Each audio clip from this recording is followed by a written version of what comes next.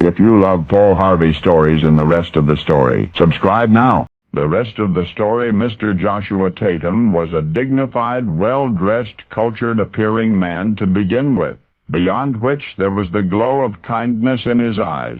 So when he strode into the Boston tobacconists that day in 1883, the proprietor had no reason to be skeptical, none at all. What happened was this, and follow me closely now. The genteel gentleman placed a brand-new $5 gold piece on the counter and pointed to a box of the shop's finest 5-cent cigars. The shopkeeper smiled, withdrew one of the cigars from its box, and presented it to the customer along with $4.95 in change. Clear enough. $5 gold piece, 5-cent cigar, $4.95 in change. Well, Mr. Tatum did a lot of shopping like that around Boston that year, and he grew rich thereby. Why? Here's the rest of the story. In 1883, the United States Mint unveiled a completely new design for the nickel. It was based on the ubiquitous Liberty coins of that era. In fact, the front or obverse of the new nickel was nearly identical to that of the current $5 gold piece. Equally interesting, the back or reverse of the new nickel prominently displayed the Roman numeral V for 5, without specifying 5 what.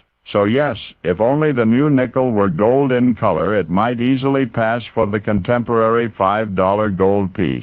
And it did. For no sooner were the new nickels placed in circulation than the unsuspicious-appearing Joshua Tatum obtained a great many of them, gold-plated them, and with a reserved smile, began cruising the stores downtown Boston first, eventually all over New England. Finally, after successfully passing several thousands of his numismatic hybrids, Mr. Tatum was caught. By the time the case went to trial, the prosecution was thoroughly prepared. A seemingly endless procession of merchants were willing to testify to variations on the theme that you've observed. The defendant would point to a 5-cent item, he would present what looked like a $5 gold piece, and he would receive $4.95 in change. Then it was the defense attorney's turn. Had Mr. Tatum ever once requested change? No. Was it illegal to plate United States coins with gold? No. The final witness for the defense was Joshua's personal physician. Indeed, the doctor testified his patient was utterly mute, completely deaf, and could neither have stated nor have asked nor have heard anything during encounters with the store clerks.